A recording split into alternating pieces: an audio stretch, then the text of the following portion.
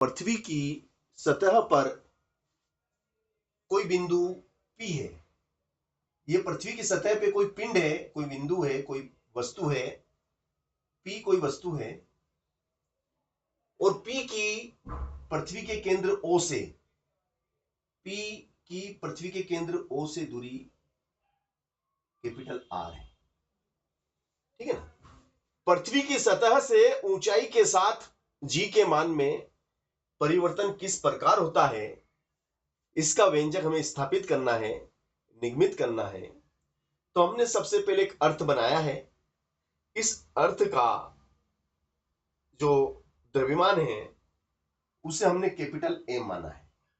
पृथ्वी का द्रव्यमान हमने क्या मान लिया? Capital M. ठीक है ना। और यहां पे पृथ्वी की सतह पे कोई पिंड है, उस पिंड का द्रव्यमान हमने स्मॉल एम माना है। और उस पिंड P और इस पृथ्वी के बीच की दूरी R है। किसी भी पिंड की दूरी पृथ्वी से अगर पृथ्वी से किसी भी पिंड की दूरी ज्ञात करना हो तो केंद्र से दूरी नापी जाती है। कहां से नापी जाती है? पृथ्वी के केंद्र से उस दूरी नापी जाती है। और पृथ्वी का केंद्र O है और इससे इसकी दूरी R है और इसकी दूरी इसकी त्रिज्या के बराबर है। ठीक है ना। अब भैया न्यूटन के न्यूटन के गुरुत्वाकर्षण न्यूटन के गुरुत्वाकर्षण सिद्धांत से, न्यूटन के जो गुरुत्वाकर्षण का सिद्धांत है उस सिद्धांत के अनुसार किन्हीं भी दो पिंडों के बीच, एक पिंड तो आपका P है, एक हमारा पृथ्वी पृथ्वी है, तो किन्हीं भी दो पिंडों के बीच लगने वाला आकर्षण बल उन के उन पिंडों के द्रव्यमान उन पिंडों के उन पिंडों के द्रव्यमान के गुणनफल, इनके बीच में गुणा है, उन पिंडों के द्रव्यमान के गुणनफल के समानुपाती, पिंडों के द्रव्यमान के समानुपाती तथा उनकी बीच की दूरी के वर्ग के व्युत्क्रमानुपाती होता है। ये न्यूटन का नियम। अब इसलिए एफ समानुपाती का निशान हटेगा, capital G capital M small m बटे R स्क्वायर। ये समीकरण हमारी एक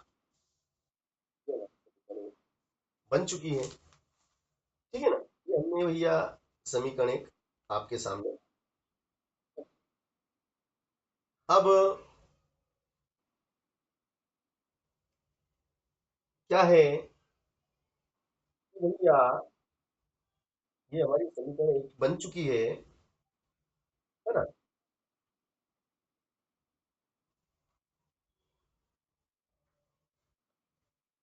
यहाँ पर आप देखेंगे कि ये जो बल F है ये गुरुत्वीय बल है। तो चूंकि F इक्वल टू mg मतलब इस पिंड P पर पृथ्वी की वजह से पृथ्वी की वजह से एक गुरुत्वीय बल है। पृथ्वी की वजह से एक गुरुत्वीय बल कार्य कर रहा है। तो F is equal to mg, तो mg का मान यहां पुट कर देंगे। F is equal to mg समीकरण एक में रखने पर, एक में रखने पर, तो इस F की जगह क्या लेगा बेटा? mg capital G capital small बटे R स्क्वायर। और ये एक से गया, बताओ G बराबर क्या हुआ? कैपिटल कैपिटल बटे R। आया बेटा? समझ में आया यहाँ तक? है ना। अब यहाँ तक आपको बिल्कुल क्लियर हो गया है कि ये कैसे हुआ। Very good. इसको आप समीकरण दो नाम दे देंगे। अब बेटा ध्यान से देखिएगा, ये जो पिंड अभी कहाँ पे था? ये पिंड P कहाँ पे था बेटा? बताओ। पिंड P कहां पर था? अभी पृथ्वी की सतह पे था। कहां था बेटा? पृथ्वी की सतह पर। अब इस पिंड को मैं यहां से ऊपर ले जा रहा हूं। यहां से मैं इस पिंड को h ऊंचाई तक ले गया। यहां से मैं इस पिंड को, ये मान लो यहां ले आया, यहां ले आया। अब पिंड यहां पे आ गया है। तो यहां से यहां तक की दूरी कितनी? h ऊंचाई हो गई है ना। ये पिंड का द्रव्यमान, यहाँ पे लिख दो पिंड का द्रव्यमान। और ये यहां से यहां तक की जो ऊंचाई है वो आपकी h है ना। अब भैया इस पिंड P की पृथ्वी से दूरी कितनी होगी ये बताओ तुम तो। पिंड, हाँ, क्या होगी बेटा? Very good, very good, very good, बिल्कुल सही जवाब। तो अब पुनः वापिस, पुनः पुनः न्यूटन, पुनः न्यूटन के सार्वत्रिक गुरुत्वाकर्षण, न्यूटन के सार्वत्रिक गुरुत्वाकर्षण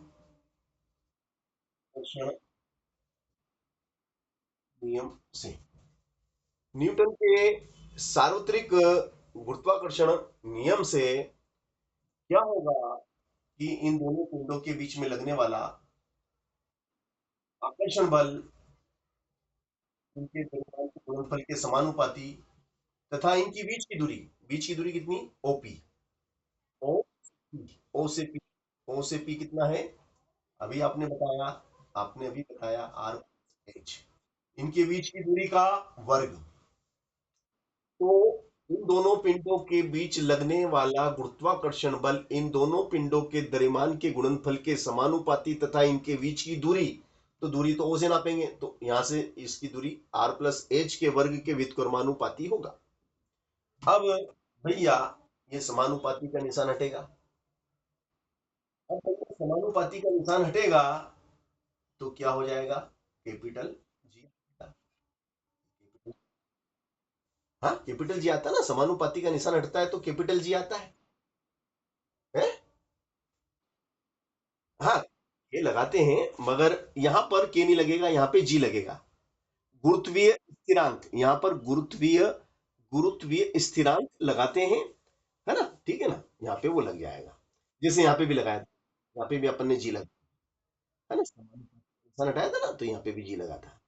अब या देखिएगा ध्यान से देखिएगा आगे की जो प्रोसेस होने वाली है कि अब यहाँ पर क्या बेटा, देखो, जैसे जैसे जैसे जैसे हम ऊपर की ओर जाते हैं, जैसे जैसे हम ऊपर की ओर जाते हैं, पृथ्वी का गुरुत्वीय त्वरण, पृथ्वी का गुरुत्वीय त्वरण कम होता जाता है। पृथ्वी की सतह पे सबसे ज्यादा होता है।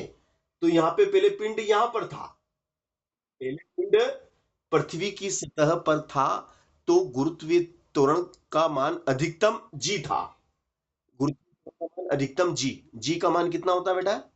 जी का मान होता है, अधिकतम जी का मान होता है 9.8 मीटर पर सेकेंड स्क्वायर, है ना। अब अब यहां से ऊपर चलेंगे तो अब जी का मान कम हो जाएगा, इतना नहीं रहेगा, ये नहीं रहेगा, ये नहीं, अब ना, अब चेंज हो गया। तो देखो लिखेंगे, चूंकि अब पिंड यहां पर है, एच ऊंचाई पर है, तो पृथ्वी पृथ्वी की वजह से इस पे गुरुत्वीय बल कार्य करेगा। पर यह से पिंड पी पर एक गुरुत्वीय बल कार्य करेगा, तो उस गुरुत्वीय बल को हम लिखेंगे, चूंकि एफ बराबर एम जी डैश, डैश कहेंगे इसमें। जी का मान बदल गया, अब इतना नहीं रहा, यहां पे था जब इतना था, मगर अब ऊपर गए तो जी का मान चेंज हो गया है, अब जी डैश है। जी डैश कम होता है जी से, ध्यान रखना, है ना। अब चलो यहां तक आ गए हम, है ना। तो एफ बराबर एम जी डैश यहां रख देंगे, यहाँ लिखो, इसको समीकरण दे दो 3, है ना। यहाँ लिखो एफ बराबर एम जी डैश का मान का मान समीकरण 3 में रखने पर, है ना बेटा। चलो अब आप क्या करेंगे कि यहाँ पे रख देंगे M, capital M small M बटे आर प्लस एच का होल स्क्वायर। अब देखो बेटा, अब क्या होगा बताओ, अब क्या होगा।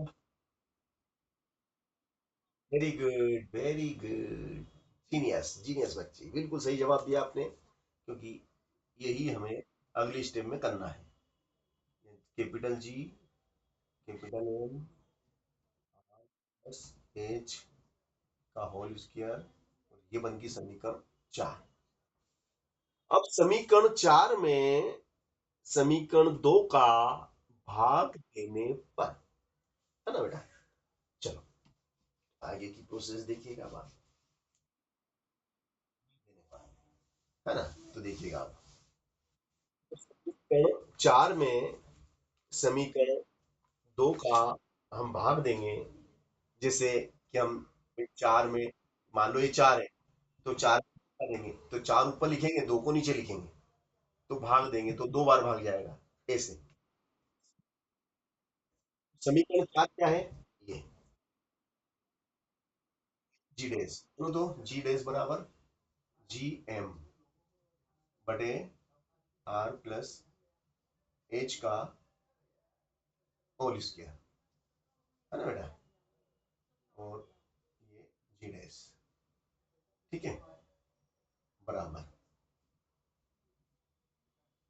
और इसमें भाग देंगे किसका, जी डैश में एल एच, ये आर एच एस है, आर एच एस के नीचे, आर एच एस के नीचे R H S, R H S के नीचे आर एच एस, और एल एच एस के नीचे एल एच एस, इसके नीचे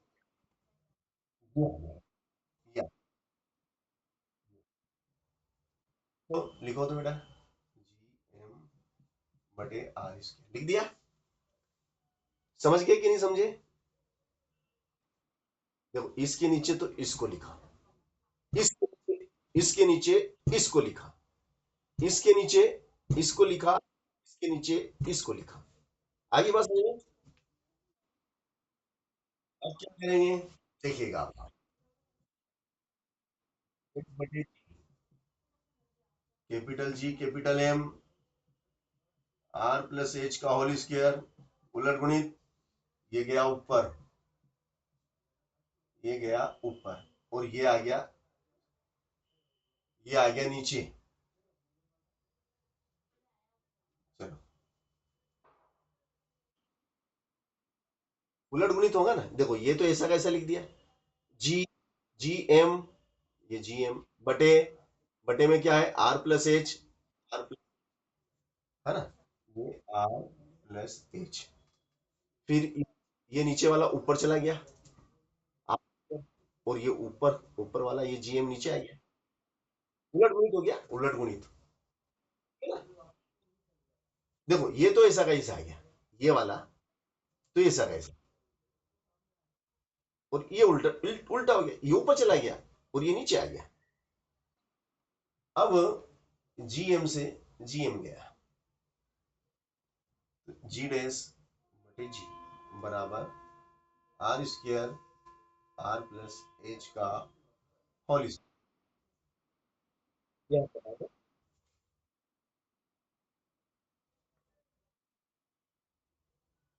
अब बेटा देखिएगा, इसमें जो आगे की प्रोसेस होने वाली है, जी डैश बटे जी बराबर, ये ऊपर क्या है, ऊपर है ऊपर है आपका आर, नीचे, नीचे देखिएगा अब आप, क्या है प्लस, देखो यहाँ एच है, अब एच इसमें आर नहीं है, तो इसमें क्या करेंगे हम, आर इंटू एच बटे आर, और इस पूरे की घात कर दो 2, तो ये आर से ये आर वापिस कट जाएगा, आर से तो आर कट जाएगा, इस आर से ये आर कट जाएगा तो वही एच ही बचेगा। समझ गया ना भाई? इसमें मतलब अपन काटेंगे नहीं, मैंने लिख दिया आर का ऊपर गुणा कर दिया, आर का नीचे भाग लगा दिया। समझ गए? अब अगली स्टेप देखो, इसमें भी आर है और इसमें भी आर है। पहले नहीं था, पहले नहीं था, वो मैं ले आया। मैंने क्या करा, आर का गुणा करा, आर का भाग लगाया। तो अब दोनों में आर है, आर है तो आर कॉमन आ गया, आर बाहर आ गया। आर कहाँ गया? बाहर आ गया। तो बाहर आएगा तो कितनी घात लगेगी बाहर आएगा जब? ये दो घात लगेगी, ये दो घात लगेगी। अब ये बाहर आ गया तो यहाँ कुछ भी नहीं, तो गुणा में एक रहता है, आगे एक रहता है, इसके आगे एक रहता है। ये या ये उठ के आ गया, ये उठ के बाहर आ गया तो क्या हो गया? ये उठ के बाहर आ गया तो क्या आगे तो एक रहता है, तो वो एक यहाँ आ गया। ये तो आर तो निकल गया मगर एक है, प्लस ये आर बाहर चला गया तो ऊपर क्या बचा? एच, और नीचे क्या रह गया? आर। और इस पूरे की घात होगी दो। अब आर से आर कट गया एक बार, आर से आर कट गया एक बार। चलो, जी डेस बटे जी बराबर, ऊपर क्या है? एक, नीचे क्या है? 1 + एच अपॉन आर का होल स्क्वायर। ऊपर है जी डेस, नीचे जी बराबर ई है। अब इस पूरे को हम ऊपर ले जाएंगे। अब ऊपर ले जाएंगे तो घातांक के नियम से क्या होगा, ये नीचे वाली चीज जब ऊपर जाती है तो जैसे जैसे नहीं होता 1/x² है, तो ये एक्स स्क्वायर को ऊपर ले जाते हैं, तो ऊपर ले जाते हैं तो ये माइनस का हो जाता है। जब ऊपर जाएगा तो माइनस। तो ऐसा इसमें भी होगा, ऐसा ही इसमें होगा। 1 + h/r। ये वो है ना घात, अभी धन की है, ये धन की दो है मगर ऊपर गई तो ऋण की दो हो गई। धन की घात थी, वो ऊपर ले जाने पर ऋण की हो गई। अब जी डेस बटे जी बराबर 1 + ये ऋण के दो है ना, ये ऋण के दो यहाँ आ जाएंगे तो प्लस, प्लस की जगह माइनस हो जाएगा, -2h/r। ये हो गया 1 - 2h/r। ऋण का दो आगे आ गया, ये द्विपद प्रमेय से हुआ। यहाँ लिख देंगे बगल में कि ये सब क्या से हुआ? द्विपद, द्विपद प्रमेय से, द्विपद प्रमेय से हमने। अब अब इसको कोष्टक में बंद कर दो आप, है ना? देखो, ये 1 रुपया समझो, और 1 रुपये में से घटेगा इतना, ये एक में से घटेगा, ये एक में से घटेगा। ठीक है ना? देखिएगा क्या होता है, ये हो गया जी डे बराबर उलट, है ना? इसके नीचे कुछ नहीं है तो अपन इसके नीचे एक मान लेते हैं कि भाई एक है, तो इसका गुणा तो इसमें हो जाएगा, इसका गुणा इसमें हो जाएगा, जिसको तिरछा गुणा हो गया, तिर्यक गुणा, है ना? में क्या हुआ? जी बराबर ये इसके साथ, और ये इसका तो एक में हो गया, तो जी डेज का एक में ये आ जाएगा इसमें, ये जी, और कोष्टक में आ गया आपके, कोष्टक में आ जाएगा 1 - 2h। G dash is equal to, G dash is equal to G dash is equal to G 1 - 2h/r। ये आपका आ गया। अब देखो भैया, ध्यान से देखेंगे आप, तो भैया अगर इसको आप ध्यान से देखेंगे, डैश का मान, जी डैश का मान क्या होगा? जी का अंदर गुणा कर लो, जी माइनस, फिर जी का इसमें 2g h/। तो अब जो भी मान आएगा, देखो जी है, मान लो ये मान लो 10 था, तो 10 में से जो भी घटेगा, देखो जी का मान कितना होता है? जी का मान होता है 9.8, 9.8 मीटर स्क्वायर, है ना? तो अपन 9.8 बोलने, चलो ऐसा दशमलव में ऐसा है तो अपन इसको 10 मान लेते हैं कि भाई 10, लगभग 10, लगभग 10 मीटर पर सेकेंड स्क्वायर। अगर ये 10 है, अगर ये जी का मान 10 है, और 10 में से जो भी घटाओ आप, चाहे वो एक एक घटाओ, दो घटाओ, तीन घटाओ, चाहे दशमलव में घटाओ, मगर जो भी आएगा वो 10 से कम होगा, क्योंकि 10 में से कम हो रहा है। तो 10 में से, तो जी का मान जो भी आएगा, जितना भी आएगा, मगर वो 10 से कम ही आएगा। आएगा कि नहीं आएगा? क्योंकि भाई 10 में से कम ही तो हो रहा है। जैसे जी का मान 10 है, अब इसका भी कुछ ना कुछ तो मान होगा ही होगा। माना कि माना कि इसका मान मान लो 1 है, तो जी डेज का मान कितना हो गया? बताओ, जी का मान कितना हो जाएगा? 9 हो जाएगा। अब ये बताओ कि जी डेज का मान 9 है, जी डेज का मान 9 है, 9 मीटर पर सेकेंड स्क्वायर है, और जी का मान 10 मीटर पर सेकेंड स्क्वायर है, तो बड़ा कौन है दोनों में से? यस, तो g is greater than g dash. या या करके लिख सकते हैं g dash less than g, g dash छोटा है जी से। यानी कि ऊंचाई के साथ जैसे जैसे हम ऊंचाई पे जाते हैं, जी का मान कम होता जाता है। ऐसा हम लिखेंगे इसमें कि जैसे जैसे हम ऊंचाई पे जाते हैं, पृथ्वी से दूर चले जाते हैं, चलते जाते हैं, जी का मान कम हो जाता है। और एक समय ऐसा आता है कि हम जी का मान 0 हो जाता है, और वह वस्तु अंतरिक्ष में चली जाती है, क्योंकि गुरुत्वाकर्षण, पृथ्वी के गुरुत्वाकर्षण बल से बाहर हो जाती है। जब जब कोई वस्तु पृथ्वी के गुरुत्वाकर्षण बल से बाहर हो जाती है, तो वो अंतरिक्ष में चली जाती है, वह अपना पलायन वेग प्राप्त कर लेती है। तो ये बहुत बढ़िया व्यंजक था कि जी का मान पृथ्वी की ऊंचाई के साथ बढ़ता है, और कैसे बढ़ता है ये हमने आपको अभी इस व्यंजक के माध्यम से